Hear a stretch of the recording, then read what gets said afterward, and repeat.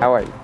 Here I am in an investigation of my school and I trying to analyze all the behavior and interactions that is having the Thecadactylus rabiquanda from the ecosystem the Cauca River. The Ituango hydroelectric project is located on the Cauca River, which runs through more than 150 municipalities in Colombia, with a population of around 2 million people. The project is located in the northwest of the department Antioquia, about 170 kilometers from the city of Medellin. The dam is located about 8 kilometers downstream from the Pescadero Bridge, immediately upstream of the mountain of the river Hidroituango to the Cucuta River. The mission of the project is to design and build the hydroelectric plant, which guarantees the production and commercialization of energy, all with criteria of social and environmentally responsibility, hoping that it will become the largest electric generator in the country and a highly competitive energy marketer in the national and international market. The dam has presented several problems since the beginning of its construction, since by reversing the normal course of the river, it has generated blockage, emergency reduction, and increase of the flow. Emergency of flow of possible added excess of the liquid and the notation considerable reduction in the flow that has three irreversible ecological problems. Oh, hi, how are you? I have many questions for you. Good, thank you. Ask me whatever you want. Can you please describe me, in terms of diversity indexes, the current status of the reptile and a brief description of the state of the population in the community and the different interactions it has in the ecosystem? The distribution of this species is from southern Mexico to northern Ecuador and northern Brazil, also present in the majority of the Lesser Antilles. Oh, very interesting. And please, reporter, can you tell us the different factors generated by the current situation of the dam that can affect the normal dynamics of the reptiles and the impact that these affectations will have on the demography and diversity of the population, estimating the changes in number distribution and alteration of the normal interactions? Oh, sure. Oh, okay, thank you. So based on this information, I can infer that if the water of the river changes in a positive way, more species will come to the ecosystem and it will provide a huge biodiversity, and the species will be reproduced more times and in a healthier way. Yes, very good hypothesis. And there you can tell how can change the ecosystem if the current situation improves.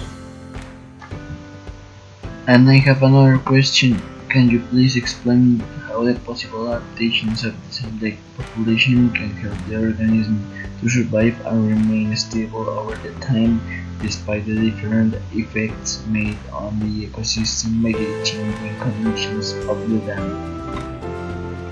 Sure, the species Thecadactylus rabiquanda has a very interesting adaptation that consists that his arms, especially his extremities, are sticky to the wood, plants, and all the ecological material that exists in the Hidroituango.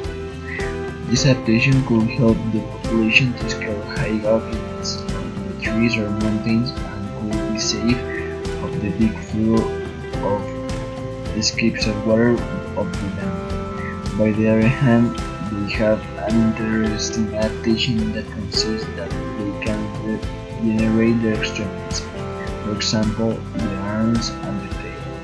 If one day by the water flow they lose one part of their body, they could regenerate in a short period of time.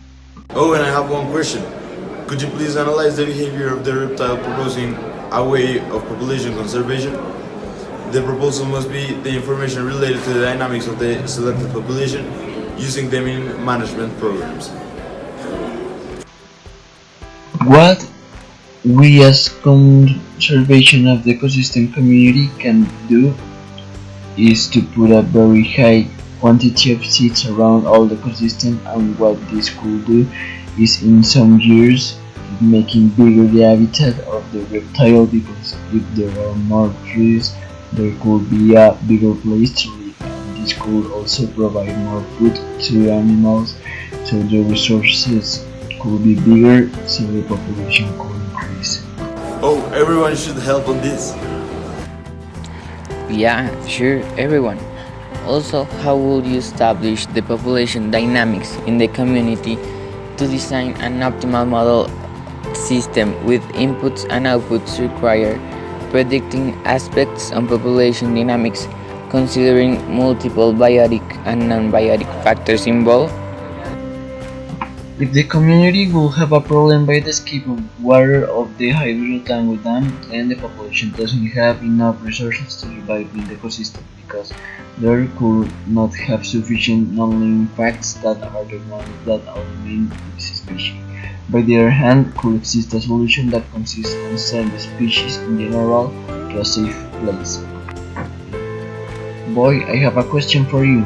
Describe what you believe were the main errors in the design of the construction of the dam in relation to the effects generated to the organisms that are related to the topic, the structure of the river in terms of cost benefit compared with the initial objective of the project, and the effects generated in the environment.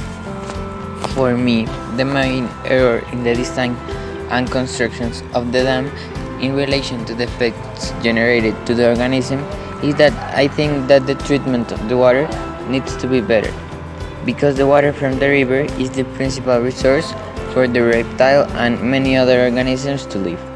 So if the water is contaminated by the humans, the organisms will be dying each time it consumes it. So for me, that's the main error.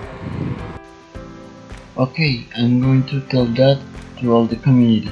Oh, everyone should help on this.